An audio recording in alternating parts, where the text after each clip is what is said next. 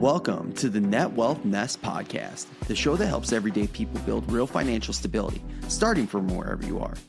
Whether you're working your way out of debt or just starting to save, we're here to help you grow your net wealth to your first big wealth milestone. Each episode, we break down the mindset shifts, practical tools, and real-life actions that can transform your financial future. Thanks for tuning in. Now let's get to work building your net wealth nest. Welcome to the Net Wealth Nest podcast. I'm your host, Jim LaBeth. Thanks for joining us for another episode as we look to help you build your financial stability and ultimately build your net wealth. Today, we're going to be talking about something a little creepy. Okay, not that creepy, but we're going to talk a little bit about lifestyle creep today. We're going to talk exactly about what that is, how it happens, and how you can avoid it to make sure that you are doing everything you can to continue to build your wealth. So let's dive right in and talk a little bit about what is lifestyle creep. Lifestyle creep is when you get some sort of bump in your income and your expenses follow at the same or sometimes even at a higher rate than what your bump in income was. Many people have this happen when they get a raise each and every year. If they're working like a standard job where there's a standard cadence of raises, they'll do this when they get a bonus or even a promotion. And the detriment of this is instead of taking that additional money and using it to build their wealth, they're typically spending it on things that are liabilities and actually drive them sometimes even further in debt. So let's continue with some of the triggers around that lifestyle creep. Well, the most popular one is when somebody gets a raise. When they get a raise, most people who work at a standard W-2 job will get a yearly review, and then they'll get some sort of raise, usually somewhere between 1% and 4%, depending on the company, but that's the typical averages right in there. And so let's say you get a 3% raise in a given year. What most people do is they allocate all of that raise immediately to paying expenses that they have. And while that might be okay, depending on what those expenses are, especially if it's like credit card debt as an example, what you really should do is you get those raises. You should take a step back before you do anything and make a decision on how you want that raise to be spent. What we typically like to recommend is we'll go with 3% raise. Is there a way you can get 2 or at least 1% of that raise going into some sort of wealth building tool? Now, again, as we just mentioned a moment ago, that could be paying down high interest debt like credit card debt, and that's totally fine. But if you're past that, can you put it in an investment vehicle? Maybe it's putting more into your 401k. Maybe it's saving for another type of asset, whether that be something that you're going to buy outside of your 401k, like in another brokerage account, or maybe you're looking to save for a differentiated type of asset, like you would like to buy like a rental property as an example. But can you put that in some sort of wealth generation tool that will help you grow your wealth going forward? And then the remainder of it, maybe the 1% or worst case, the 2% in this situation that we're talking about, that can go to day-to-day lifestyle type expenses. Another thing that happens is somebody might get a large bonus or a promotion where they get a windfall of money at a given moment. And what we see here is those typically like to lead to large purchases. Now, sometimes that's okay if it's something that you're saving for long-term and you get this windfall and you were already saving for it, that might be a way to get you there faster. For example, a new car. Let's say you were already saving and it was in your budget to buy a new vehicle because your old vehicle maybe was getting close towards the end of life and you get a bonus and you're able to put all that money towards the new vehicle. That's a great way to use a bonus that might not necessarily be lifestyle creep. But what we typically see happen is people get these bonuses or they get these promotions as another example, and then they go out and buy a much more expensive new vehicle.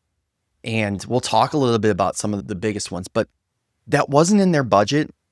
It wasn't their intention. So they're not actively using that money in a way that is supporting what their lifestyle was or what their end goals were. And that's where we call the creep is all of a sudden they're like, where did all that money go? It went to blowing it on stuff that you weren't even planning for. That's what we're trying to avoid. One other example where we see a lot of these big purchases come into play is inheritance. If somebody passes away or all of a sudden some money becomes available to somebody in a large chunk, they go through that money very quickly. It's one of the reasons why you see lottery winners, more than 50% of all lottery winners end up bankrupt between 3 and 5 years after they won the lottery, because they come into this large amount of money. They're not really planful on how they're using the money, and they blow through it so quickly. And many of them file for bankruptcy after they're winning the lottery, which is, again, mind blowing with some of the lottery amounts that are won. And so let's talk about a couple of the examples of lifestyle creep that we've already alluded to. One of the biggest ones is buying a new vehicle. And we've talked about this in previous episodes about thinking about and being strategic about the vehicle you're buying. But right now in the United States, the average new car purchase is somewhere between $650 and $750 monthly payment. That is incredible. And a used car, the average used car purchase right now is somewhere between $500 and $600. And if you're not planning and saving for that large purchase, and you get one of these windfalls or the lifestyle creep, whether it be a raise, whether it be a bonus, whether it be a promotion, whether it be an inheritance, any of the things we've already talked about, and you use that without being planful, you're straddling yourself with potentially an incredibly large payment that you weren't planning to have. And that more often than not, people, when they get in those situations, they say, I was rewarding myself. And if you look back, do you really want to reward yourself by straddling yourself with an additional $600, $700 a month payment? Could you have looked at maybe a less expensive car? Or if you weren't budgeting and didn't need a car, could you just say, I don't need the car. I'm going to use that money for something else, even better. Another example is moving to a larger home, or maybe a different apartment or a trendier place. Again, something that if you're not actively budgeting for, or you've set out as a goal to do, if you just do it, you're limiting yourself to what you're trying to do long-term with the goals that you have already set. Another thing that comes up frequently is buying luxury items or even like higher-end electronics. Luxury items could be things like really nice jewelry or clothing or accessories. Think like the Chanel purse as an example. High-end electronics, big screen TVs, new audio equipment for your house or your car, all the gadgets, brand new phones, all the things, new watches, all these different types of things. And again, if it's something that you're actively budgeting in for that you want to buy long-term, and you're not just buying because you got this windfall of money, that's okay. But it should have already been in your budget. It should have been a planned expense that you were looking at long-term, and you were able to just get there faster because of whatever this extra income was. Last but not least, something we see often is increased, smaller, but frequent spending. And so we talk about like dining out as an example. Maybe you go out once every week or once every other week, and now you're going out 3 or 4 times a week. Or maybe you have certain subscriptions like a Netflix subscription and a Disney Plus subscription, but now you are adding the Netflix without the ads, which is almost double the price, or the HBO and Hulu and the Peacock streaming app and the Paramount streaming app, and you're going to add NFL Sunday tickets. All of a sudden, you're just loading up on all these different things. And again, like at the time, it might, oh, this is only $20 here, another $20, another $40. Oh, here's this. Those things add up really quickly. And all of a sudden you see this a lot when people get raises, is all of a sudden they're like, oh, I'm living in the same place I was before I even got the raise. Where'd all this money go? I got a 3% raise, and I feel like I'm living maybe even almost in a worse situation than I was before I got the raise. And it's that lifestyle creep that just sneaks up on you. And whether it be big items or little items, all of a sudden you're stuck in a situation where you have these extra bills now, or you have these extra expenses, and you just haven't paid attention and increased your lifestyle in a significant way. So thinking about all that and understanding what those triggers might be, or where that income might come from, and then how different people generally spend that money, how do you avoid that stuff? It starts with the number one thing we always talk about. You have to have a budget, and that budget has to be tracked, and you need to be realistic about your budget. You can edit your budget at any time, but if you are not being realistic about it and you are not tracking it, you're just letting money leak out anywhere, however it can. And so doing this, especially if you are living paycheck to paycheck, you have to have a budget. You just have to do it. And that's what we're here to help you, is to get you over that hump and make sure that you are accurately defining your budget. And then when you get these raises, how are you pre-allocating that money? Knowing that your income is going to go up, as an example, how are you allocating that money ahead of time, knowing that my paycheck's going to change on my next paycheck, or I'm getting a bonus? So how am I going to spend that bonus? How am I going to be really strategic based on the goals I've already set? Because once you build a budget, you will automatically set some sort of goals. It could be just an emergency savings account. It could be building wealth through investments. But any of these different types of goals you'll automatically set, it will give you clarity when you see this extra income come in of, okay, actually, with this extra income, I'm going to do this because I'm building up my emergency savings account. And so I'm going to allocate a bunch of that extra income into this so I can get that created and completed and move on to building wealth. Again, having that budget is just that step that kind of opens up the door for everything else you're trying to do. The other thing to keep in mind is using tricks to help yourself understand, do you need those things? We've talked a lot about kind of what your why is and why you're trying to build financial stability in previous episodes.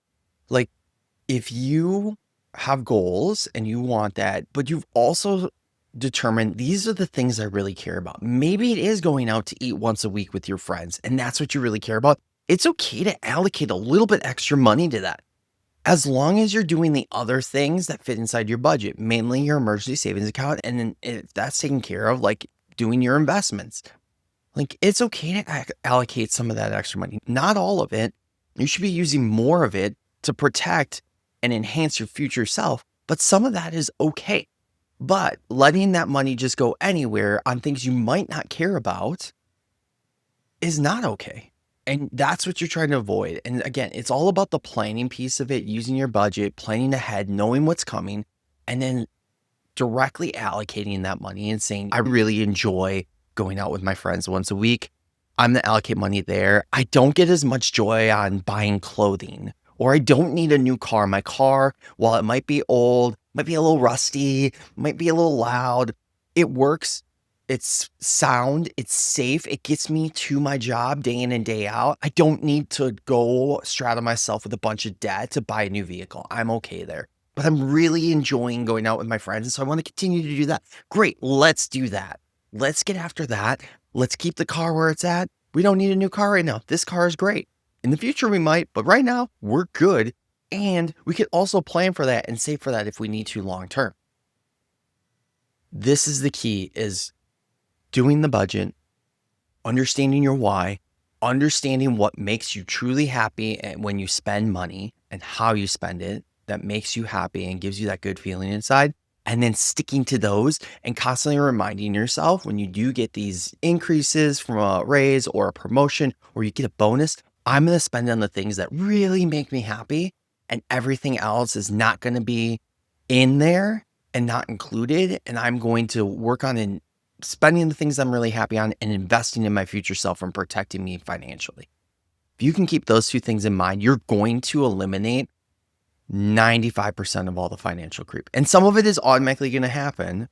But again, let's allocate it to the right thing. Keep in mind, and again, I know I sound like a broken record, but if you continue to review how your expenses are or tracking to your budget, you will automatically notice when some things come up where you're like, hey, now I'm making a little bit more money and all of a sudden I'm spending more money on this. I don't need to do that. We can always course correct. That's the great thing, is even if you make a mistake, we can always course correct. You sign up for 4 extra subscriptions, but you're tracking it and all of a sudden you notice, hey, there's an extra $60 that is gone. And I didn't even watch any of these platforms on TV or whatever. Great, cancel, done. Okay, 1 month, yes, ouch, but going forward, now we're good to go. The key is review and adjust, review and adjust, review and adjust. And again, to do that, we go back to, you have to have a budget.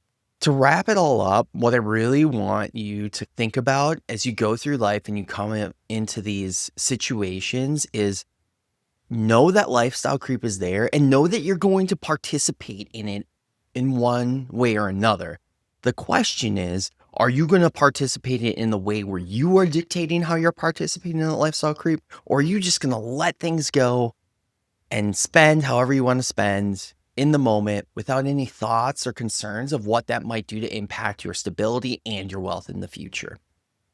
Thanks for joining today's episode. I hope this was helpful understanding a little bit about lifestyle creep and how to avoid it. If it was, give us a review on your favorite podcast platform or leave us a comment on YouTube. And of course, always subscribe. Thanks for joining Net Wealth Nest podcast today. My name's Jim. I'm your host. Have a great day, everybody. Net Wealth Nest LLC and Podcast is an educational platform committed to providing resources and information to empower individuals on their financial journey. Please note, we do not provide financial, tax, or investment advice. All financial decisions should be made in consultation with a qualified professional who understands your unique circumstances. Seeking personalized advice is a smart and necessary step before making any major financial commitments. Thanks so much for joining us today. If you found value in this episode, please like and subscribe to our YouTube channel, Net Wealth Nest, and leave us a review on your favorite podcast platform. We read every comment, and they help us improve and guide what topics we dive into next. And hey, if something you heard today resonated with you, don't keep it to yourself. Share it with a friend, a family member, a coworker, your barber, your barista, even a stranger in line. You never know who might need this message.